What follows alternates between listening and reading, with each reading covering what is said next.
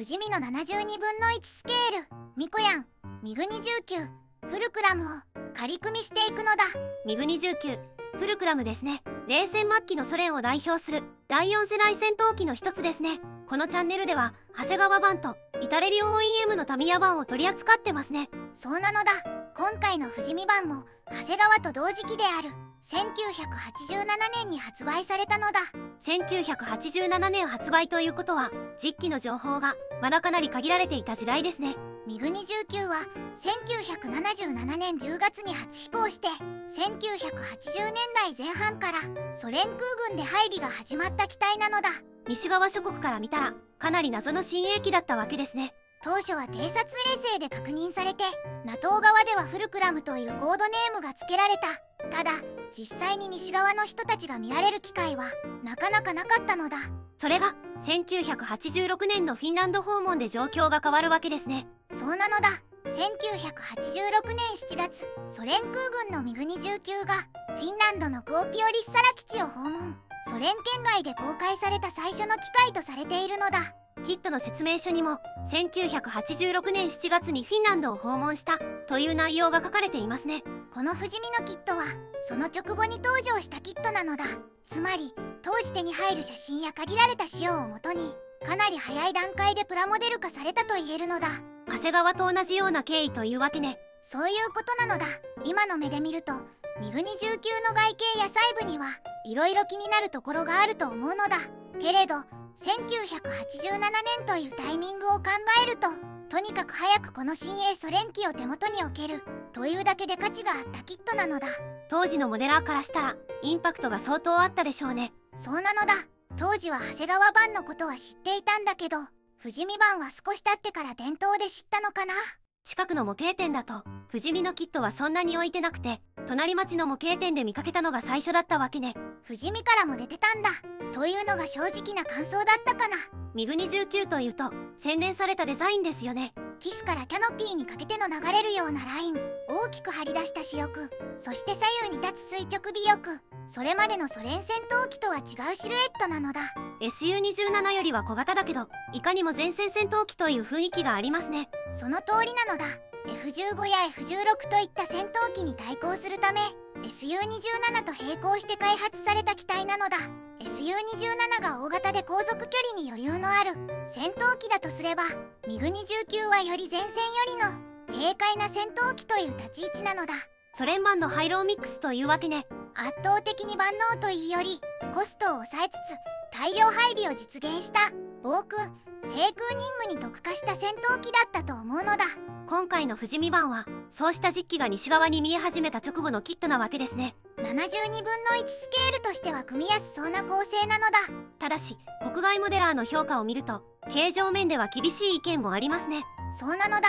特にプロポーションについては現在の仕様や最新キットと比べると正確性に難があると言われているのだ。機種の太さがまずは話題になりますね。それと長谷川同様に全長が少し短いとか当初伝わってきていた実機サイズが間違っていたのが原因みたいだね。イタレリオ OEM のタミヤ版は割と正確みたいですね。一方で富士見版に関してはモールドはシャープ、組みやすさは良好、キットとしては素直に形になるという評価もあるのだ。正確さで最新キットと戦うというより1987年のミグ29キットとして楽しむ感じですね。その通りなのだ。今回は資料不足の時代に生まれた富士見のフルクラムを仮組みしながらパーツ構成や雰囲気を確認していくのだ。まずはパッケージ内容を確認するのだ。お願いします。パッケージイラストは夕焼けもしくは夜明けのような空の下、ミグ29が離陸してるような構図なのだ。手前の機体は基板07で奥にももう1機いますね。冷たい空気感とアフターバーナーの光が印象的です。箱絵の雰囲気はかなり良いのだ。では中身はどうでしょうか。グレーのランナーが5枚、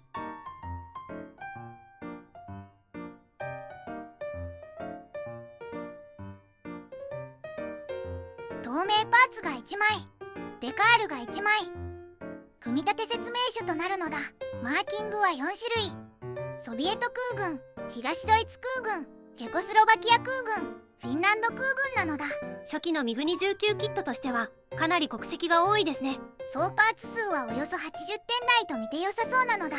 72分の1スケールの総発ジェットとしては多い方ですね。そうなのだ。武装まで入ってのこのパーツ点数なので、ミグ29自体は簡単に組み上がりそうなのだ。武装がついてくるのは嬉しいですね。それでは不死身の72分の1スケールミグ29フルクラムの仮組みを始めるのだ。最初に操縦席なのだ。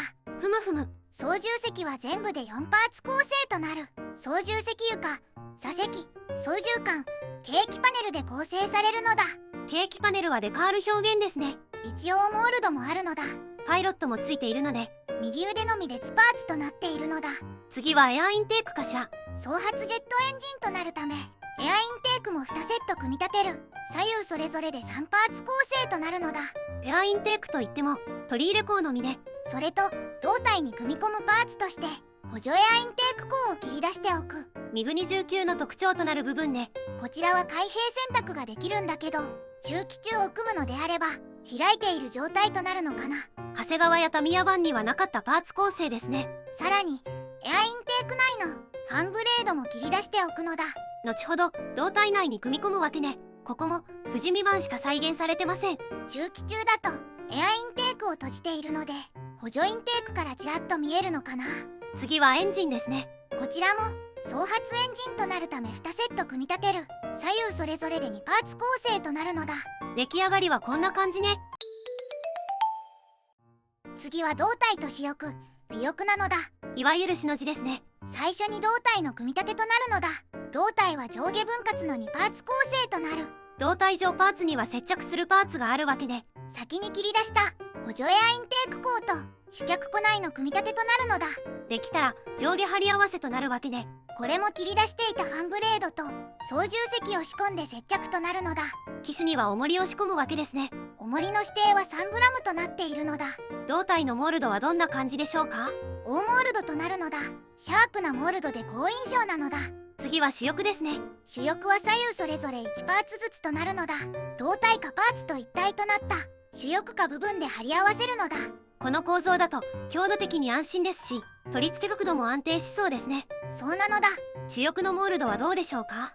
こちらも大モールドとなるのだ。胴体同様にシャープなモールドなのだ。次は垂直尾翼ですね。垂直尾翼は2枚となる。胴体に差し込めば終了なのだ。水平尾翼も同じ感じですね。水平尾翼も左右それぞれ1パーツずつ胴体に差し込む簡単な構造なのだ。いつもと一緒ですね。次は透明パーツと足回り、細かい部品、吊るし物なのだ。まずはキャノピーですね。キャノピーは分割となっているので、操縦席の開閉選択ができる。透明度はいかがでしょうか。問題なしなのだ。次は足回りね。まずは主脚からなのだ。主脚は左右それぞれで3パーツ構成となる。主脚と主脚、タイヤの構成ですね。この他にも胴体下部に取り付けるカバーもあるのだ。次は前脚ですね。前脚は少し複雑で全部で5パーツ構成となる。前脚とタイヤ2個、カバーの構成ね。前脚にも胴体に取り付けるカバーがあるのだ。次は細かいパーツですね。主部分情報に赤外線操作追尾装置用の透明部品と3本のアンテナを取り付ける。胴体の上部にはアンテナも取り付けね。最後に吊るし物の紹介なのだ。冷戦時代のキットということでミサイルの形状が曖昧ですね。そうなんだけど多分これなんだろうなということで進めるのだ。左右の主翼下に3本ずつミサイルを吊るせるわけね。おそらくアラモコと R27 が2本吊るせて、こちらもおそらくだけどエイフィドコと R60 が1本ずつ吊るせるわけですね。では最後に総評なのだ。今回は1987年に発売された不死身の72分の1スケールミグ29フルクラムを仮組みレビューしたのだ。実際に見てみた感想はどうでしたか。まず実機自体のパーツ数は控えめで、72分の1スケールの総発ジェットとしてはかなり組みやすい構成なのだ。1980年代のキットとしてはテンポよく進められそうですね。モールドも大モールドで当時としてはかなりシャープなのだ。パーツの合はどうでしょう。全体としては悪くないけど、主翼の付け根やインテーク周辺はすり合わせをしてから接着した方が良さそうなのだ。パーツ成形作業で乗り越える部分ですね。一方でインテークを開閉選択できる点は面白いのだ。ミグ29特有のエアインテーク構造を再現しようとしているのはかなり好印象なのだ。そこは富士見版の個性ですね。このキットの一番の弱点は外形の正確さなのだ。国内外モデラーのレビューやフォーラムでは富士見や長谷川などの初期ミグニ19キットは実機公開直後に急いで製品化されたためプロポーションに難があるという意見が多いのだ。ここで今まで取り上げたタミヤ版と長谷川版と比較をしてみましょうか。まずは長谷川版の真上から見た外形なのだ。続いて真横から見るとこんな感じなのだ。続いてタミヤ版ですね。と言っても至れり製品なんだけど、真上から見た外形なのだ。続いて真横から見るとこんな感じなのだ。そして今回の富士見版というわけね。富士見版を真上から見た外形なのだ。続いて真横から見るとこんな感じなのだ。全てのアウトラインを重ねるとやはり長谷川、富士見は全長が短いのかな。そして富士見の機種は横幅があるのだ。